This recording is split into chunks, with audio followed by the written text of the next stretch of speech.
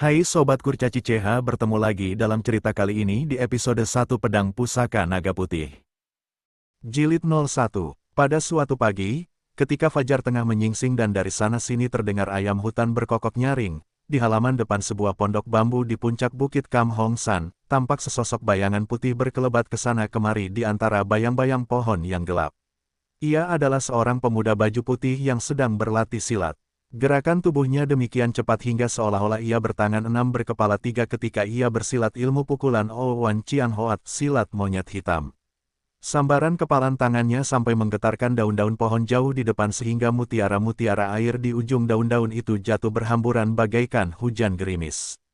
Kakinya demikian ringan meloncat ke sana kemari seakan-akan ia tak menginjak tanah. Tiba-tiba di atas pohon terdengar suara sayap bergerak. Anak muda itu menengok sedikit ke atas, kemudian sekali mengayun kakinya, tubuhnya melayang ke atas menuju ke sebuah dahan di mana seekor ayam hutan sedang bertengger. Ayam itu terkejut sekali dan ketika tangan anak muda itu hendak menangkapnya, dengan gesit ayam itu terbang ke bawah. Anak muda itu tak kehabisan akal, ia tadinya telah berdiri di atas sebuah dahan, ketika melihat ayam itu terbang ke bawah, ia segera menjatuhkan dirinya pula ke bawah, tapi kedua kakinya mengait dahan hingga kepalanya menukik ke bawah. Secepat kilat tangannya terulur dan ia berhasil menangkap ayam hutan. Ayam itu bergerak-gerak hendak melepaskan diri, tapi tak berhasil. Kemudian dengan tertawa riang pemuda itu lompat turun. "Ah, engkau kurus benar," katanya kepada ayam yang menggelepar-gelepar di tangannya itu. "Bibi tentu akan mengatakan aku bodoh, karena ayam ini hanya berisi tulang belaka, buat apa? Nah, pergilah kau, kelak kalau sudah gemuk boleh kutangkap lagi." Ia melepaskan ayam itu, yang segera terbang dengan terkeok-keok. Pemuda itu berusia lebih kurang 15 tahun, berwajah putih, cakap, dengan sepasang mata bersinar tajam, tapi lembut dan dihiasi sepasang alis tebal hitam yang panjang. Tubuhnya yang sedang besar dan tingginya itu mengenakan pakaian serba putih dengan angkin kuning, kepalanya bertopi kuning pula. Di pinggangnya agak di belakang tergantung sekantong Kim Chie Piao, senjata rahasia mata uang. Tadi ia telah melatih ilmu silatnya dengan tangan kosong. Kini ia berdiri di bawah pohon itu tertawa-tawa seorang diri karena geli melihat laku ayam hutan tadi. Kemudian ia memungut sebatang dahan kering berwarna hijau di tanah dan segera memulai melatih dirinya lagi. Dahan kering itu dipermainkannya seperti sebilah golok. Sungguh pun yang diayunkan dan digerakkannya itu hanya sebatang dahan, namun sambaran anginnya bersiutan dan dahan itu sendiri tak tampak lagi, hanya kelihatan bayangan putih kehijau-hijauan berputar-putar ke sana kemari. Setelah ia bersilat beberapa puluh jurus tiba-tiba terdengar suara pujian. "Bagus." Dan tahu-tahu bayangan hitam seorang tinggi besar menerjangnya. "Lihat pedangku," bentak bayangan itu sambil menyerang dengan tipu Hui Eng Bok Tau, biang terbang menyambar kelinci. Ia agak terkejut akan serangan orang yang tiba-tiba tanpa sebab itu, namun pemuda baju putih itu tak kurang waspada. Ia berkelit ke samping, tapi lawannya melanjutkan serangannya dengan tipu Liong Ting Ticu, mengambil mutiara di atas kepala naga. Pedangnya berpusing-pusing seperti alap-alap menyambar dari atas. Serangan ini sangat cepat hingga pemuda itu tak sempat mengelak lagi, maka terpaksa ia gunakan dahan kering yang masih dipegangnya untuk menangkis. Prak, terdengar suara dahan itu beradu dengan pedang. Pemuda itu merasa telapak tangannya perih. Ia kagum akan tenaga penyerangnya. Tapi biarpun demikian pedang yang tertahan oleh dahannya itu terpental juga. "Hai, mengapa kau menyerangku? Aku si Han Liong belum pernah punya musuh." Ia menegur keren, tapi yang ditegurnya tak berkata apa-apa, hanya kini berserak kembali menyerangnya dengan hebat. Pedangnya bergerak seperti baling-baling dan dengan tidak disadarinya ujungnya meluncur ke arah pinggang kanan Han Liong. Anak muda itu masih saja berkelit ke sana-sini dengan gesit sampai 7 jurus.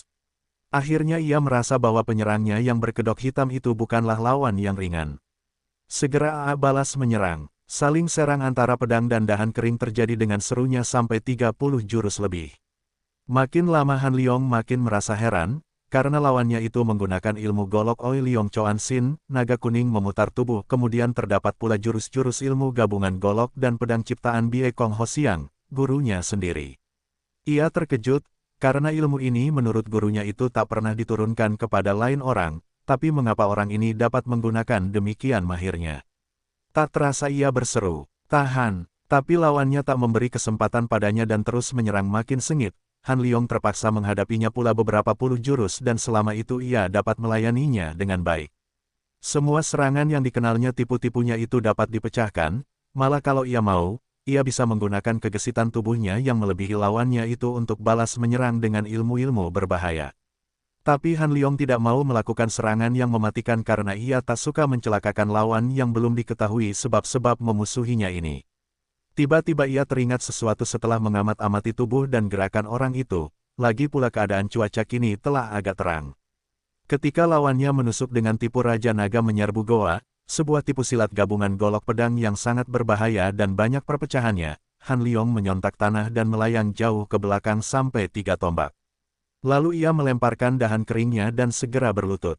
"Suhu, guru!" teriaknya. Lawannya berdiri, melempar pedangnya, dan sambil tertawa ia membuka kedoknya. "Ha, ha, ha, anak baik, muridku yang baik." Bie Kong Hosiang tertawa lagi dengan gembira lalu menghampiri dan mengangkat bangun Han Liong yang segera dipeluknya. Kemudian ia memegang kedua pundak anak muda itu dan dipandangnya baik-baik. 5 tahun kita tak berjumpa dan engkau sudah banyak maju. Bagus sekali, muridku. Sungguh berbahaya, Suhu. Kalau Suhu tidak menyerang dengan tipu terakhir itu, Tecu, murid takkan mengira bahwa Suhu sedang mencoba kebisaanku. Jawab Han Liong, aku hanya ingin tahu kemajuanmu, berkata Kim Tu Bie Chong Hosiang si golok emas. He, Wesio pendeta tua, enak saja engkau memuji murid kami sesukamu. Berilah waktu padaku untuk mengujinya juga. Tiba-tiba terdengar seruan dari atas pohon, dan segera pembicaranya tampak melayang ke bawah. Han Liong segera berlutut dan berseru dengan girang. "Hi Suhu, selamat datang." Tecu menghaturkan hormat. Bie Kong Hosiang juga merangkapkan kedua tangannya memberi hormat dan berkata, "Omi Tohut, kebetulan sekali engkau telah datang. Selamat bertemu, selamat datang." Hiban Kiat membalas hormatnya dengan tertawa, kemudian ia menyuruh muridnya bangun berdiri. "Han Liong, sudah tiba masanya kini aku harus mengujimu. Ayo, bersiaplah." Tecu tak berani melawan Suhu. "Apa katamu? Siapa bilang melawan? Ini hanya latihan, anak bodoh." Kemudian secepat kilat ia menyerang. Han Liong sangat kagetnya dan merasa bahwa ia bersalah dalam jawabannya. Bukanlah 5 atau 6 tahun yang lalu ia selalu berlatih dan harus melawan bersilat dengan gurunya ini. Segera ia melompat mundur menghindarkan serangan itu dan memasang kuda-kuda menjaga serangan seterusnya. "Jangan terlalu segan-segan," tegur gurunya yang segera menggeser kakinya maju sambil menyerang dengan tipu Kim Liong Tam Jiao, naga mas mengulur kuku. Dengan berturut-turut kedua lengannya meluncur ke arah dada muridnya. Menghadapi serangan hebat ini, Han Liong jungkir balik menghindarinya dengan tipu Koai Bong Haun Sin. Demikianlah selanjutnya, Xiao Yoong Hiban Kiat si Giam Loong kecil bermata satu itu menyerang muridnya dengan tipu-tipu silat Tai Keto, Kiao Ta Sin Na dan Owan Chiang Hoat diselang-seling. Han Liong melayaninya dengan sangat baik hingga tak pernah tampak terdesak. Hanya ia masih ragu-ragu untuk balas menyerang, sehingga kebanyakan ia hanya bertahan saja. Kelincahan dan keringanan tubuh dan kaki tangannya banyak menolong dirinya, karena ternyata gerakannya lebih gesit daripada gurunya itu. Akhirnya ia menarik nafas lega dan tertawa gembira, karena gurunya menghentikan serangannya.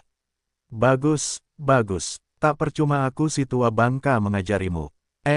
Bagaimana pendapatmu, Hong Lo Suhu dan Paul Lo Suhu?" Tanyanya menoleh ke belakang, matanya yang hanya tinggal sebuah itu bercahaya girang dan bangga. "Memang bagus, Hi Koan Jin orang aneh," menjawab Liok Tisin Mo Hong In si iblis daratan dan Pau Kim Kong si malaikat rambut putih dengan mengangguk-angguk girang. Han Liong tercengang melihat bahwa kedua gurunya itu pun telah berada di situ dan juga Ie-nya, Bibi, yang tadi turun gunung membeli barang-barang keperluan mereka telah pula berada di situ. Dalam kebingungannya menghadapi serangan-serangan gurunya tadi, ia tak sempat memperhatikan keadaan di sekitarnya. Segera ia berlutut dan menunjukkan hormatnya kepada kedua gurunya yang datang belakangan itu. "Kami juga datang hendak melihat kemajuanmu, Liong," kata Liok Tisin Mo Hong In si iblis daratan. "Nah, cobalah kejar aku seperti permainan kita dahulu." Tubuh Han Liong segera bergerak ke depan dan dengan gembira mengejar gurunya itu. Sekejap kemudian mereka hanya merupakan dua sosok bayangan, yang kuning di depan dan yang putih di belakang kejar-mengejar sehingga tak lama kemudian hanya tampak dua titik kecil yang makin jauh. Tak lama antaranya, segera tampak dua orang guru dan murid itu melayang-layang mendekat. Sebuah bayangan kuning gurunya, si iblis daratan berputar cepat dan tiba-tiba berdiri dan beberapa puluh detik kemudian sebuah bayangan putih Han Liong berkelebat dan telah tiba pula menyusul gurunya. Liok Tisin Mo Hong In segera melompat ke arah dahan sebuah pohon, ketika Han Liong menyusul, ia telah meloncat pula ke atas dahan yang lebih tinggi dan segera disusul pula oleh Han Liong. Demikianlah gurunya meloncat-loncat ke atas puncak pohon sebagai seekor kupu-kupu kuning disusul oleh Han Liong dengan cepatnya. Akhirnya sang guru melayang turun dan kakinya menyentuh tanah dengan ringan seperti sehelai daun kering jatuh. Perbuatannya ini ditiru oleh Han Liong dengan gerakan serupa pula. Cukup muridku, engkau sudah hampir dapat melebihiku. Tapi diam-diam Han Liong maklum bahwa ia masih kalah setingkat. Kemudian oleh gurunya itu Han Liong disuruh mendemonstrasikan kepandaiannya menggunakan Kim Chie Piao. Liok Tisin Mo melempar dengan uang logamnya ke arah sebatang pohon yang jauhnya kira-kira 5 tombak lebih. Berturut-turut ia melempar sampai 5 kali, kemudian ia menyuruh muridnya menyusul lemparannya itu. Han Liong mengerti maksudnya, segera dilakukannya dengan sebuah piao. Ketika tangannya terayun, terdengar bunyi nyaring 5 kali di batang pohon itu. Ketika diperiksa, ternyata piao sang guru yang tertanam di dalam pohon kena dihantam oleh piao muridnya, sehingga keluar menembus pohon itu. Sang guru tersenyum memuji. Aku jangan ditinggalkan, seru Pao Kim Kong si malaikat rambut putih. Kemarilah, Liong, dan pegang bambu ini. Han Liong menghampiri gurunya yang berdiri lurus sambil memegang tongkat bambu itu dan diacungkannya ke depan. Han Liong segera memegang ujung tongkat itu, sehingga mereka masing-masing memegang kedua ujungnya.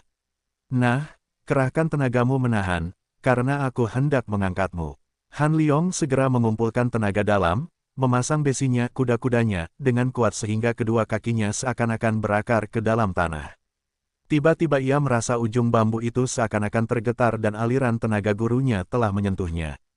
Bambu itu kini makin bergetar ketika dua tenaga dalam itu bertanding mengadu kekuatan. Naik, si malaikat rambut putih berseru dan Han Liong merasa betapa tenaga gurunya dengan hebat menggempur pertahanannya hingga besinya terasa lemah dan untuk sesaat kedua kakinya terangkat dari tanah kira-kira 1,5 dim. Namun ia masih tetap dalam keadaan memasang kuda-kuda dan memegang ujung bambu itu dengan tangan kanan, sedangkan tangan kirinya dengan jari-jari terbuka mengembang di atas kepalanya, sehingga ia merupakan sebuah patung kayu. Ia mengerahkan tenaganya dan perlahan-lahan ia dapat turun kembali. Kini tangan kiri gurunya turun ke bawah, suatu tanda bahwa ia kini yang harus menyerang. Dengan penuh semangat ia mengerahkan seluruh tenaga dalamnya untuk mengangkat gurunya.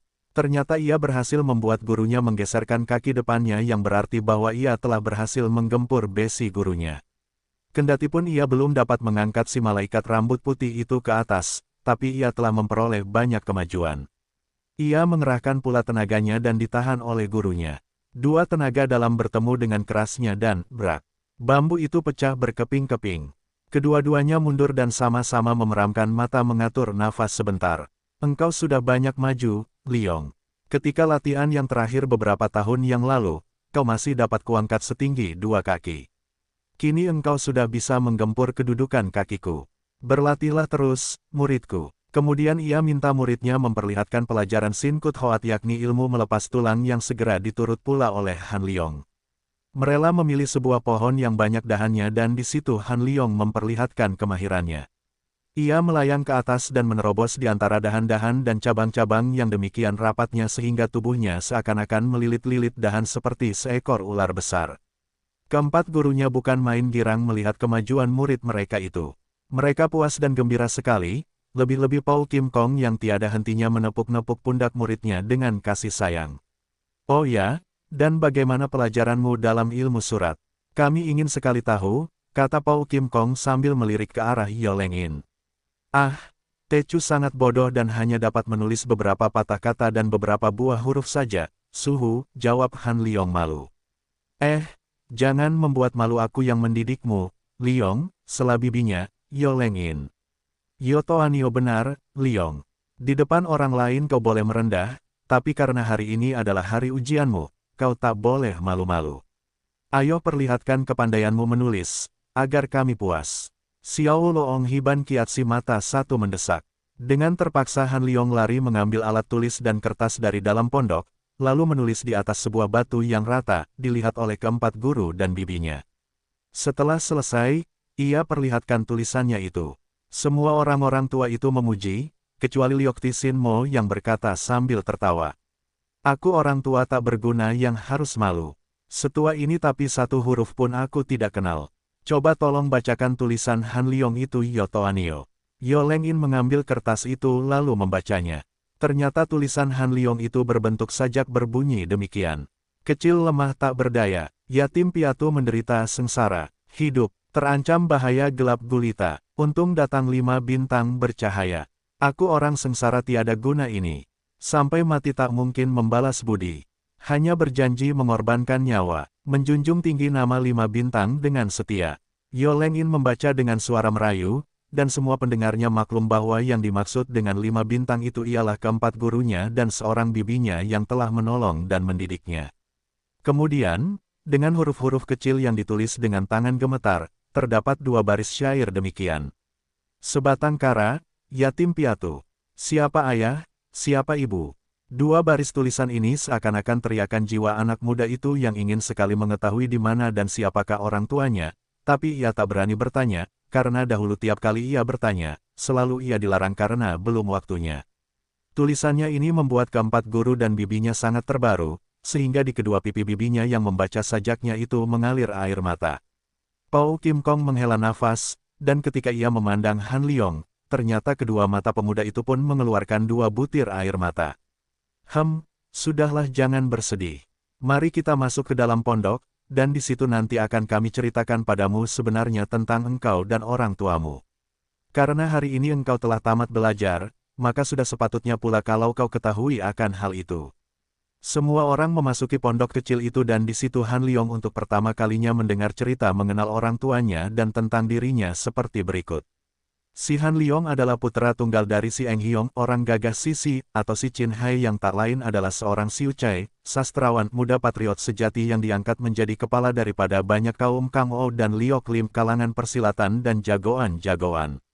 Si Chin Hai ini adalah putra seorang bekas menteri pemerintah Beng Tiao bernama Si Kim Pao dan tadinya menjadi kawan baik Go Sam Kui yang ternama itu. Pada masa Si Kim Pao masih menjadi menteri, kerajaan Beng Tiao kacau balau karena ancaman pemberontak Lai Chuseng. Go Sam Kui yang melihat bahaya ini lalu minta pertolongan serdadu-serdadu Boan dari Manchuria untuk memasuki tembok besar dan membantu usaha menindas kaum pemberontak. Hal ini tidak disetujui oleh Menteri Si Kim Pao dan ia berkata bahwa usaha itu seakan-akan mengusir serigala dan mendatangkan harimau. Go Sam Kui yang biasanya menghargai pendapat Si Kim Pao, ketika itu karena sedang bingung melihat ancaman dan desakan Lai Chuseng, tidak memperdulikan nasihat Si Kim Pao sehingga mereka berdua berselisih paham. Akhirnya serdadu-serdadu Boan betul berhasil juga menindas pemberontakan Lai Chuseng. Namun, setelah melihat keindahan dan kekayaan bumi Tiongkok, orang Boan itu menjadi keenakan dan tak mau meninggalkan Tiongkok, bahkan lalu berbalik memukul hancur dan menjatuhkan pemerintah Beng Tiao, dan semenjak itu bangsa Boan Chiu berkuasa di Tiongkok dan mendirikan pemerintah Cheng Tiao. Si Kim Pao melihat keadaan menjadi begitu hebat, hatinya bersedih dan menyesal sekali. Ia seorang menteri yang setia dan berjiwa patriot, maka karena diri sendiri tidak berdaya, ia mengambil keputusan untuk mengorbankan nyawanya sebagai pernyataan bakti kepada negara dengan membunuh diri. Tapi, ketika ia menghunus pedangnya dan hendak menusuk lehernya sendiri, tiba-tiba sepucuk sinar putih berkelebat, serta merta pedangnya terpotong menjadi 2 dan di depannya berdiri seorang tua berjubah putih dan rambut serta jambangnya yang panjang sampai ke pinggang semuanya putih melepak. Ia merasa seakan-akan bermimpi, tapi sebagai seorang yang waspada ia segera maklum bahwa ia sedang berhadapan dengan seorang suci. Tanpa pedulikan pangkat dan kedudukan, ia segera berlutut. Orang tua itu mengaku bernama Kam Hong Siansu, seorang suci setengah dewa yang mengasingkan diri di Bukit Kam Hong San. Kam Hong Siansu menyatakan bahwa Si Kim Pao berbakat untuk menjadi seorang pertapa, lalu dengan samar-samar ia meramalkan bahwa untuk sementara ini pemerintah Cheng Tiao tak dapat dirobohkan, karena sudah takdirnya demikian. Dengan pertolongan Kam Hong Siansu yang menggunakan ilmunya, sekaligus Si Kim Pao, istrinya, dan Si Chin Hai, putranya yang berusia 19 tahun, dibawa ke puncak gunung Kam Hong San. Atas petunjuk Kam Hong Siansu, Si Kim Pao bertapa di situ sambil mendidik puteranya dalam ilmu-ilmu ketatanegaraan dan kesusastraan. Namun darah patriot yang mengalir dalam tubuh si Qin Hai membuat ia tak betah tinggal di atas gunung dan tanpa dapat dicegah ia pergi turun gunung. Ibunya sangat sedih karena hal ini lalu jatuh sakit dan meninggal dunia. Si Kim Pao yang ditinggal seorang diri di puncak gunung melanjutkan pertapaannya tanpa memperdulikan urusan dunia. Kadang-kadang, Kam Hong Xiansu, entah dari mana datangnya, datang mengunjunginya dan memberi wejangan-wejangan ilmu batin. Si Qin Hai turun dari Kam Hong San dan membuat hubungan dengan Eng Hiong, orang gagah, berjiwa patriot dari seluruh tempat untuk berusaha merobohkan pemerintah Cheng Tiao dan mengusir orang-orang Boan, penjajah angkara itu dari permukaan bumi Tiongkok. Ia pun berhubungan pula dengan Gou Sam Kui yang bergerak dari Provinsi Hunlem. Karena ternyata si Qin Hai seorang terpelajar yang cerdik pandai dan seorang patriot sejati, walaupun ia masih muda dan tak pandai ilmu silat, ia diangkat menjadi bengcu oleh semua Eng Hiong dan disebut si Eng Hiong. Sementara itu, ia kawin dengan Yo Lu Hua, putri dari Yo Bengkiat seorang piausu tukang pengantar barang ekspedisi ternama di kota Liokchu. Yo Lu Hua lalu ikut aktif dalam perjuangan suaminya. Pada permulaan tahun Kong Hie ke-14, ketika raja kedua dari pemerintah Cheng Tiao mulai bertahta, si Qin Hai bersamaan dengan Gou Sam Kui dari daerah lain, mulai bergerak untuk menggulingkan pemerintah musuh. Tapi sayang, karena Gou Sam Kui kurang berhati-hati, maka rahasia pergerakan itu bocor. Dan mereka dipukul oleh pemerintah Cheng Tiao sebelum mereka sempat bergerak, sehingga banyak kawan-kawan seperjuangannya yang tewas. Ternyata pemerintah penjajah mempunyai banyak panglima jagoan, di antaranya ialah Choan Eng, Tahai dan Lai Ban si naga tanduk besi. Di antara para patriot yang gugur, termasuk juga si Qin Hai dan Ong Qi Lin suami Yo Leng In. Yo Leng In ini adalah adik kandung Yo Lu Hua. Yo Lu Hua sendiri tertawan oleh Tiat Kak Liong Lai Ban si naga tanduk besi. Sebetulnya Yo Lu Hua ingin mengamuk sampai titik darah penghabisan setelah melihat suaminya gugur, tapi apa daya, ia terpaksa menyerah untuk melindungi putranya dari bahaya maut. Demikianlah, ia dan Han Liong, putranya yang baru berusia 5 bulan itu ditawan musuh. Masih bergema di telinganya pesan suaminya yang terakhir. Peliharalah Han Liong baik-baik dan teruskanlah perjuangan kita. Pesan pertama untuk memelihara Han Liong telah dilaksanakan dengan pengorbanan menyerah kepada musuh, tetapi pesan kedua takkan mungkin dapat ia lakukan. Tiat Kak Liong Lai Ban yang baru setahun kematian istrinya, sangat tertarik melihat kecantikan dan kegagahan Yo Lu Hua, maka ia sengaja menawannya dengan anaknya. Kemudian, ia membujuk-bujuk agar nyonya muda itu suka menjadi istrinya. Tentu saja Yo Lu Hua tidak sudi dan memaki-makinya sebagai seorang tak tahu malu dan rendah budi. Tapi setelah Lai Ban mengancam akan membunuh Han Liong jika ia tidak mau menjadi istrinya, dengan hati hancur luluh nyonya muda itu terpaksa menurut. Ia mau berkorban apa saja asal anaknya terluput dari bahaya maut. Hal ini sangat menyakitkan hati kawan-kawan di kalangan Kang O dan Liok Lim. Mereka anggap bahwa penyerahan Yo Lu Hua itu sangat memalukan dan merendahkan nama para patriot, terutama nama si Eng Hiong yang mereka hormati. Teristimewa Yo Leng In yang telah menjadi janda pula, ia merasa sangat malu dan telah berkali-kali dicobanya memasuki gedang Lai Ban untuk menculik Han Liong dan kalau mungkin membunuh Lai Ban serta encinya. Tapi Tiat Kak Liong Lai Ban bukan anak kemarin sore. Ia tahu betul bahwa Yo Lu Hua mau menjadi istrinya karena menjaga keselamatan Han Liong. Kalau Han Liong sampai terculik hilang, tentu istrinya yang baru itu takkan sudi lagi mendekatinya, bahkan mungkin akan menimbulkan keributan. Maka, ia menjaga Han Liong dengan sangat hati-hati, bahkan sengaja ia mendatangkan beberapa orang kawan-kawan yang juga ahli-ahli silat kelas 1 untuk menjaga gedungnya. Karena itu, segala daya upaya Yo Leng In menjadi gagal sama sekali, bahkan beberapa orang kawannya mendapat luka berat di dalam percobaan menculik Han Liong itu. Demikianlah 7 bulan telah lampau. Peristiwa tewasnya si Eng Hiong dan dirampasnya Yo Lu Hua oleh Lai Ban telah terdengar oleh semua kawan-kawan di kalangan Kang O dan menggerakkan hati para Hohan kesatria di seluruh pelosok. Di antara mereka yang tergerak hatinya adalah Liok Tisin Mo Hong In si iblis daratan.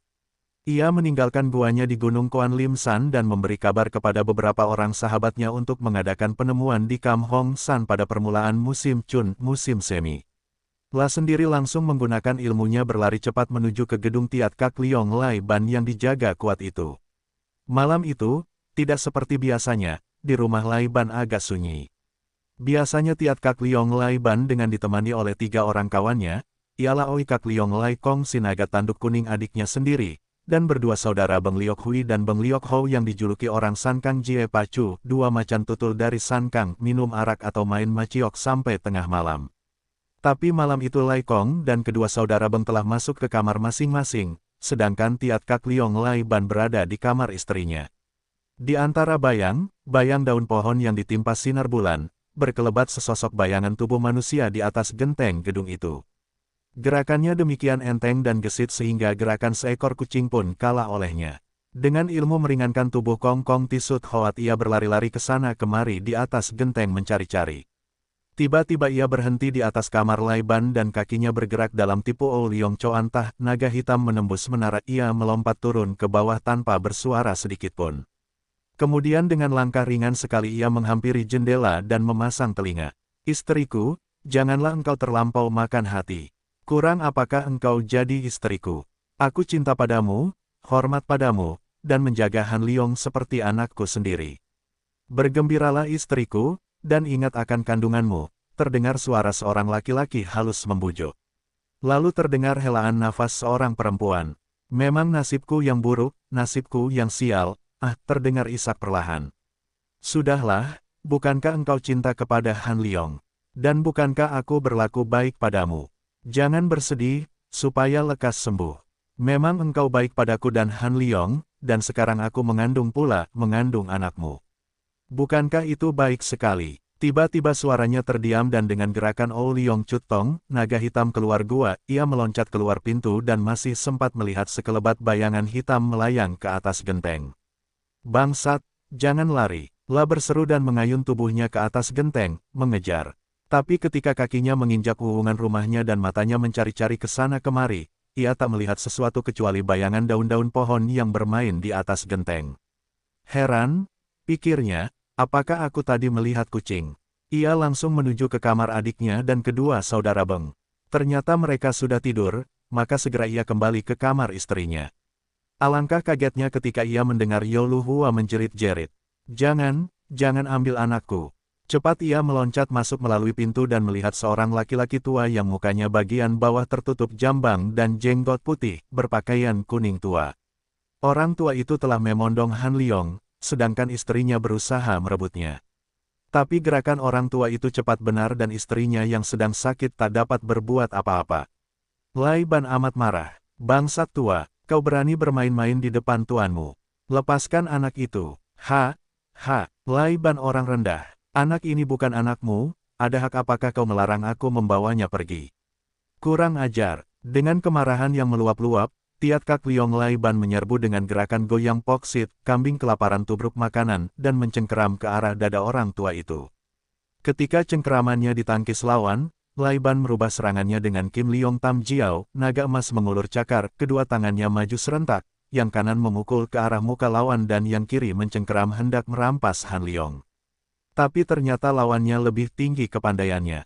Ia meloncat ke sana kemari sambil ketawa mengejek.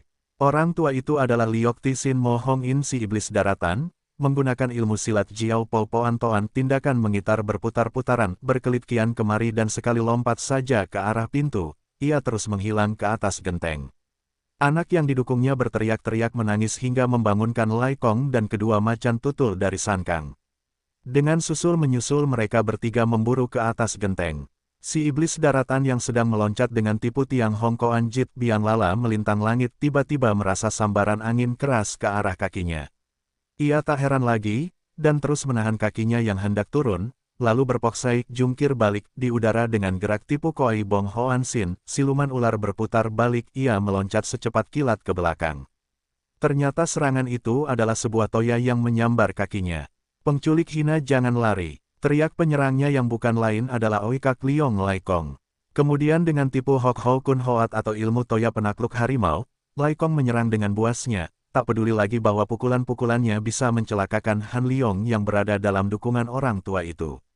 Namun dengan masih tertawa-tawa kecil orang tua yang bertubuh ringan lincah itu yang sangat mahir dalam berkelit, berpusing-pusing ke sana kemari di antara sambaran toya. Lai Ban yang tadinya menolong istrinya yang sedang jatuh pingsan, kini tiba-tiba mengejar dan menyerang dengan goloknya. Serangannya ini sangat hebatnya, karena dilakukannya dalam keadaan marah yang sangat memuncak. Lai Ban menyerang dengan ilmunya yang paling diandalkan, ialah ilmu golok Ngo Ho Buntu atau 5 harimau mencegat pintu. Goloknya yang berat berkeredepan di bawah sinar bulan dan menyerang ke arah tenggorokan lawannya dengan mengeluarkan angin dingin yang berciutan. Karena di dalam hatinya terasa takkan baik jadinya jika menghadapi kedua bersaudara yang tak boleh diabaikan itu, ia segera menggunakan ilmunya berlari cepat sambil berkata, "Lai Ban, aku tak sempat melayanimu lebih lama. Selamat tinggal." Tetapi dua bersaudara itu lompat mengejar lagi. Ketika Liok Tisin Mo Hong In sudah melalui dua wuwungan, tiba-tiba dari depan terlihat dua bayangan orang menghadang. Mereka ternyata adalah dua saudara Beng yang berdiri menanti dengan pedang di tangan. "Berhenti, bangsat tua bangka." Mereka menyerang serentak dengan menggunakan tipu silat pedang mereka yang terkenal, yakni Jie Pacu Siang Kiam Hoat, ilmu silat pedang sepasang macan tutul yang mereka ciptakan berdua. Ilmu ini hebat sekali, teristimewa kalau dilakukan di dalam penyerangan bersama, seakan-akan mereka berdua itu hanya seorang dengan 4 tangan dan 4 pedang. Belum pernah selama hidupnya Liok Tisin Mo Hong In menyaksikan ilmu pedang sebaik ini. Ia merasa kagum serta gembira, kalau saja ia tidak sedang mendukung Han Liong, tentu ia ingin sekali mencoba ilmu pedang istimewa ini.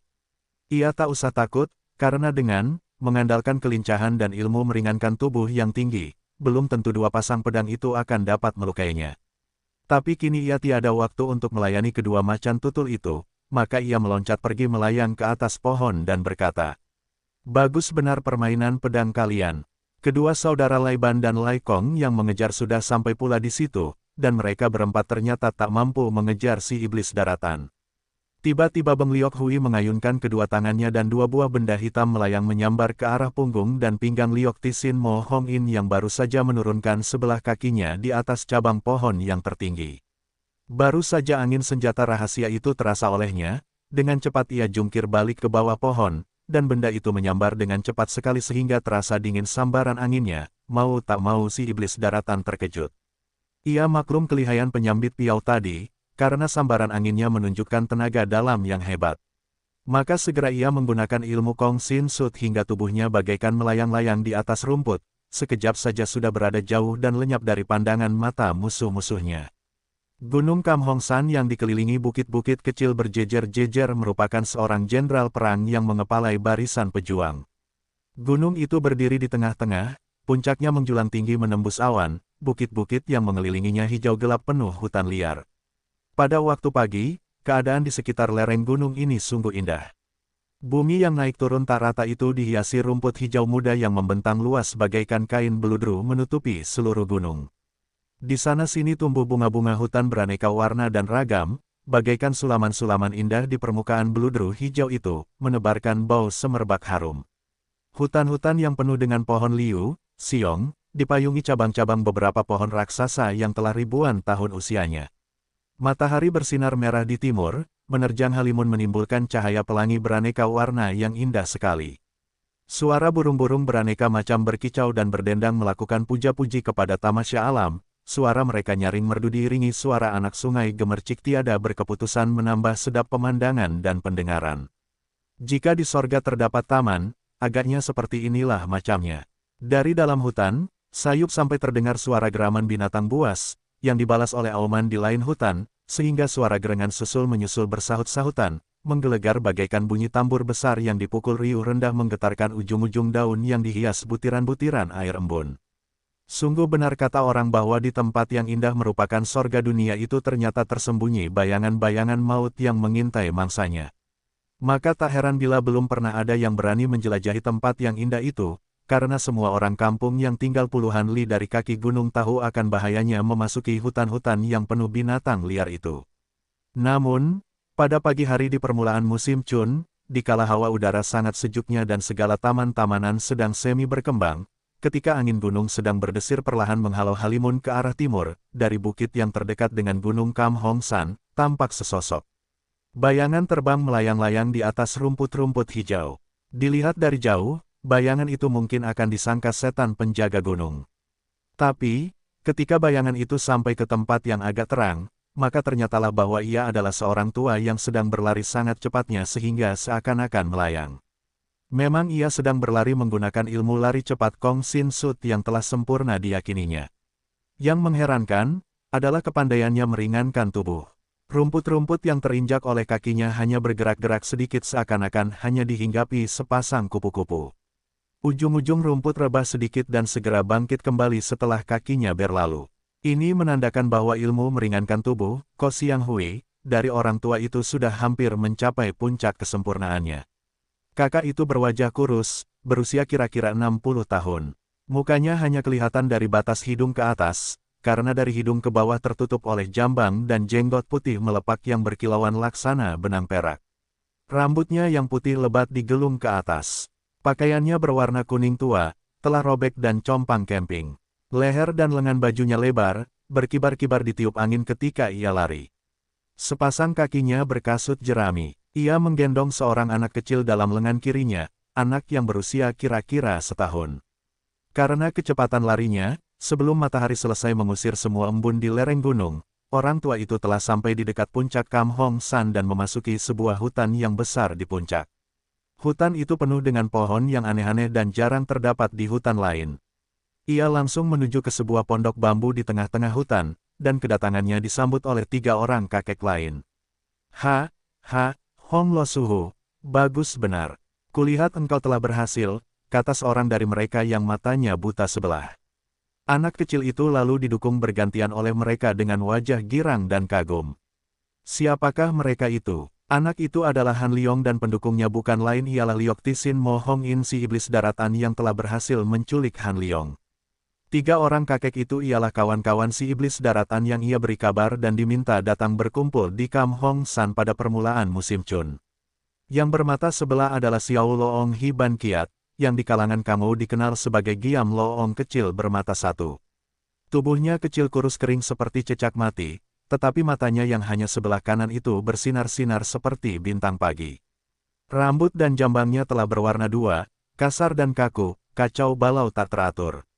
Orang ketiga adalah seorang Wesio, pendeta, gundul bertubuh tinggi besar. Sepasang matanya besar bundar dilindungi alis tebal hitam, tapi mukanya licin seperti kepalanya. Ia adalah Kim Tu Bie Kong Ho Siang si golok emas, ketua kelenteng Kim Ki Tang di Bukit Hun Tian Si, seorang ahli silat golok yang kenamaan. Orang keempat adalah seorang Tosu, pertapa atau imam. Usianya juga sebaya dengan yang lain, kurang lebih 60 tahun, tapi berbeda dengan kawan-kawan yang sudah tampak tua itu, ia sendiri mempunyai muka seperti kanak-kanak, walaupun rambutnya sudah putih seperti salju, panjangnya sampai ke punggung, diikat menjadi satu. Wajahnya kemerah-merahan dan nampak sehat sekali. Ini adalah Bengsan Tojin Pao Kim Kong yang dijuluki orang si malaikat rambut putih. Keempat orang tua itu berganti-ganti memegang dan memandang anak kecil itu sambil berkali-kali menyebut. Anak baik, tampang luar biasa, tulang suci, dan lain pujian lagi. Hong Lo Suhu, kata Hiban Kiat si mata satu. Sebagai orang tua kali ini kau harus mengalah padaku. Anak ini serahkan saja padaku untuk kudidik. Dengan mempunyai murid seperti ini aku akan dapat mati tenteram. Hi Koaijin, bantah Hong In si iblis. Daratan, ia sudah biasa menyebut si mata satu, Koaijin, orang aneh. Engkau mau enaknya saja, aku yang memeras keringat engkau yang menjadi tukang tadah.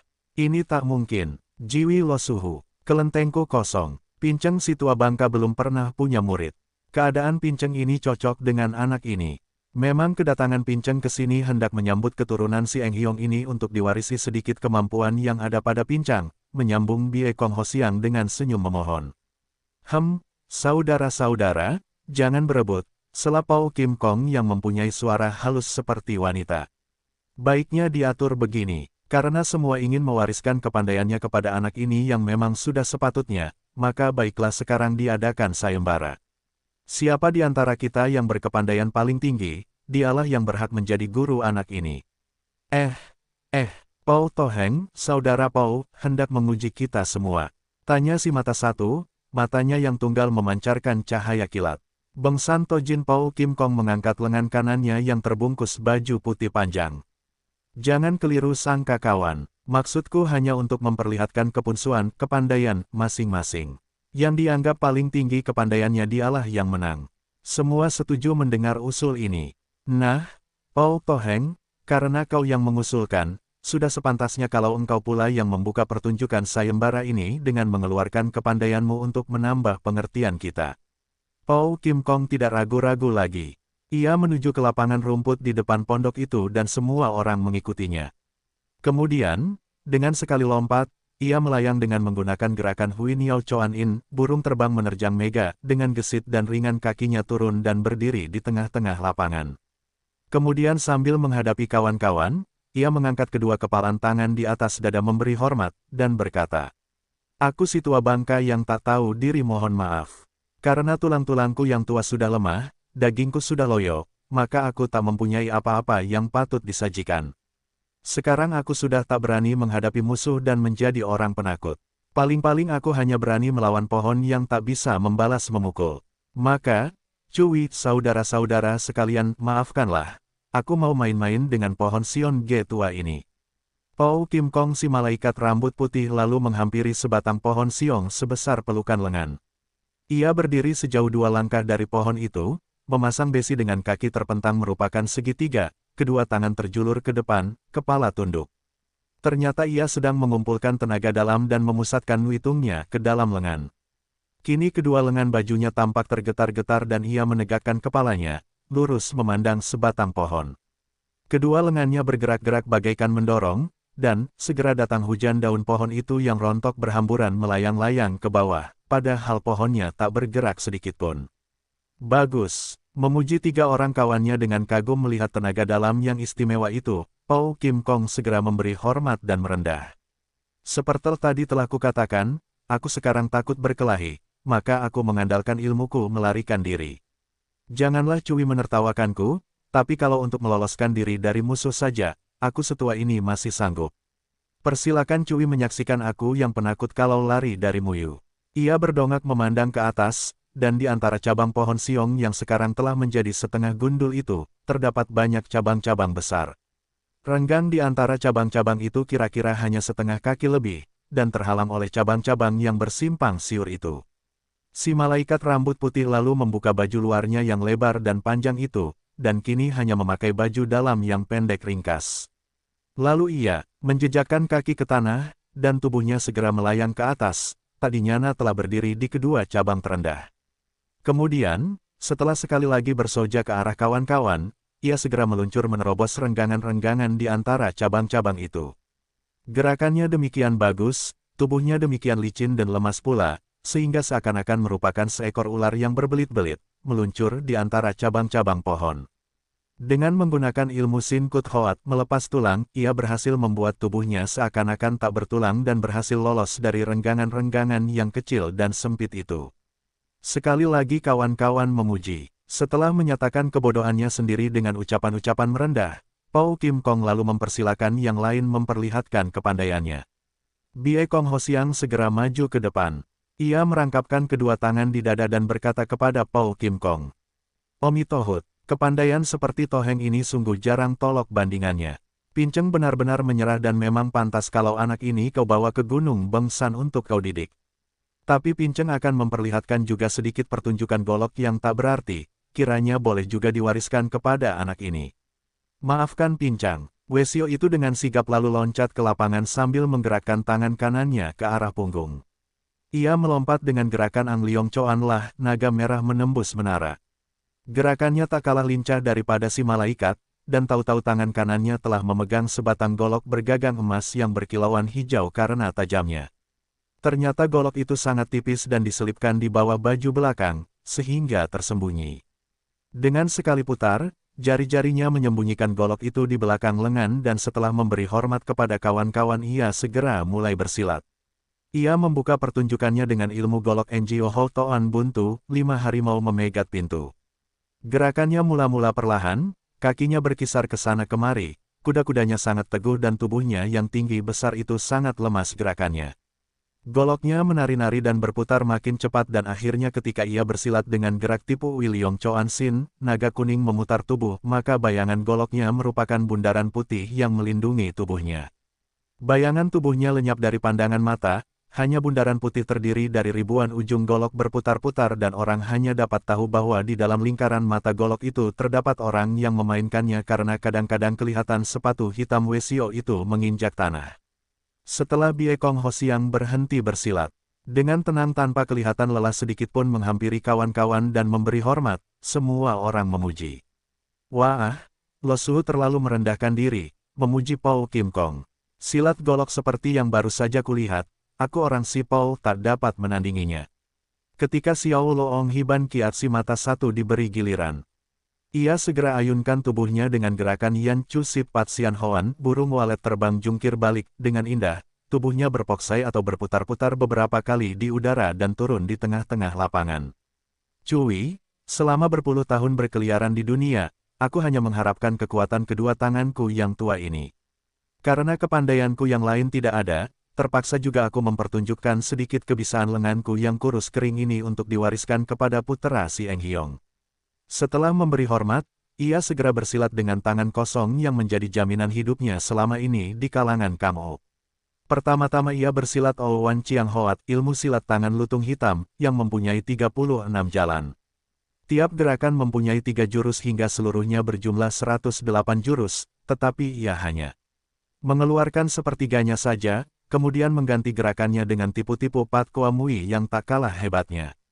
Bagi orang biasa, gerakan-gerakannya biasa saja, bahkan agak lambat tak bertenaga, tapi bagi ketiga orang yang melihatnya ketika itu, mau tidak mau mereka harus memuji karena maklum akan luar biasanya kedua lengan tangan itu. Di dalam tiap-tiap tipu dan gerakan berganti-ganti menggunakan tenaga Nui Kang dan Ngekang hingga dapat mengimbangi musuh yang bagaimanapun. Bahkan belakangan, si mata satu itu mengeluarkan kepandaiannya menotok dengan jari menurut gerakan Su Sat Chiu yang terkenal kesaktiannya. Jika mempunyai ilmu ini sampai mahir, maka biarpun bertangan kosong, tidak khawatir rasanya menghadapi lawan yang bersenjata. Tentu saja setelah ia akhiri pertunjukannya, semua kawannya memujinya. Kini tiba giliran Liok Tisin Mo Hong In si iblis daratan.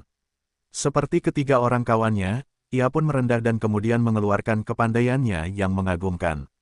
Si iblis daratan memang terkenal dengan ilmunya meringankan tubuh dan kepandaian melempar dengan Kim Chie Piao, senjata rahasia uang logam. Pertama-tama ia keluarkan ilmunya meringankan tubuh Tutiam Leng Popo sehingga tubuhnya bagaikan melayang-layang ketika ia melompat-lompat di antara puncak-puncak pohon. Dari bawah ia kelihatan seperti seekor burung Garuda yang bermain-main dengan puncak pohon, membuat setiap ujung daun pohon bagian atas bergerak-gerak, sebentar di pohon ini, sebentar di pohon itu dengan gerakan secepat kilat.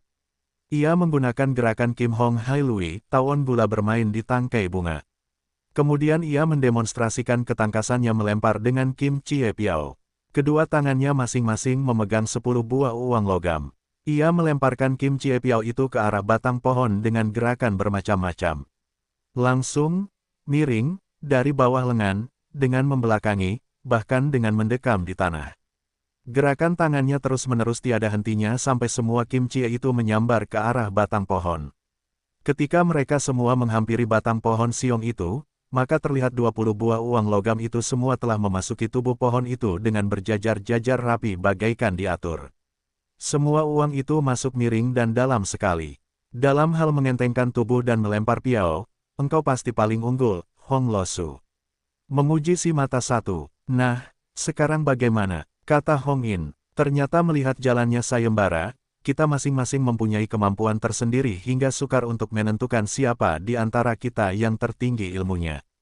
Bagaimanakah baiknya ini? Sedang 4 orang tua itu bingung dan saling pandang, tiba-tiba di atas udara terdengar suara tertawa yang merdu dan halus. Suara tertawa itu dari perlahan lalu makin nyaring dan susul-menyusul hingga bergema di seluruh hutan seakan-akan di semua penjuru ada orang yang sedang tertawa. Keempat orang kakek itu maklum bahwa ada seorang wanita yang sedang menunjukkan iwikangnya.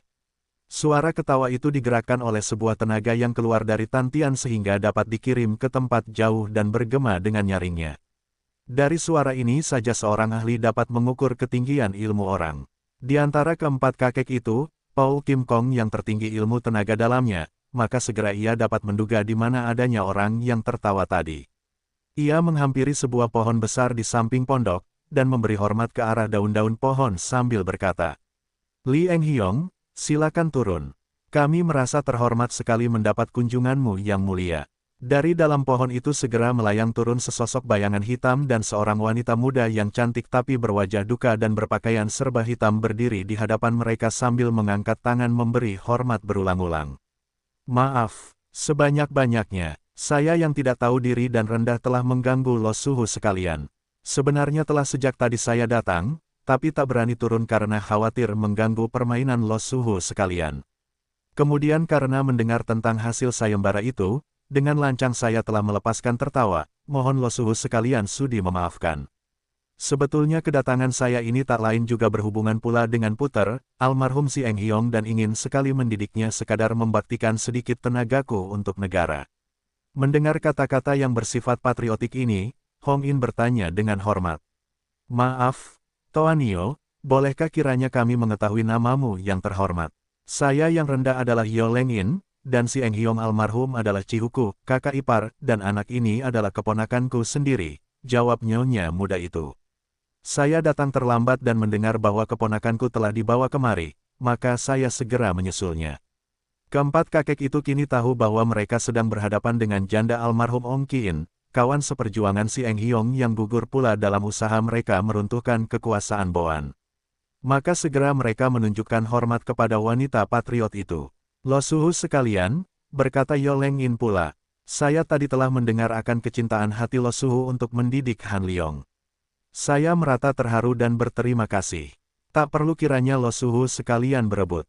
Karena pondok di Kam Hong San ini memang kosong dan tadinya hanya dipakai sebagai tempat pertemuan rahasia dari Si Eng Hiong dan kawan-kawan lain, apakah salahnya kalau Lo Suhu dengan bergiliran datang ke sini untuk mendidik Han Liong? Saya sendiri akan merawatnya di sini, karena anak ini harus dididik ilmu surat pula, agar kelak setelah dewasa dapat melanjutkan cita-cita kita semua, menjadi orang Bun Bu Eng Hiong, ksatria gagah dan pandai, mewakili kita orang-orang tua menggerakkan sekalian orang gagah membela negara dan bangsa. Bagaimana, Lo Suhu, dapatkah usulku ini diterima?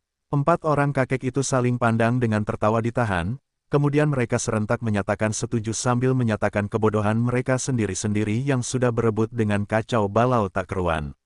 Xiao Loong Hiban Kiatsi mata satu tertawa terbahak-bahak. Yo Toanio, maafkanlah kami berempat orang kasar yang tolol ini. Baiknya Toanio segera datang dengan cepat, kalau tidak, mungkin kami akan tersesat makin jauh. Usulmu baik sekali, aku yang bodoh setuju sepenuhnya. Hei, bagaimana pendapat kalian? Tegurnya kepada kawan-kawan.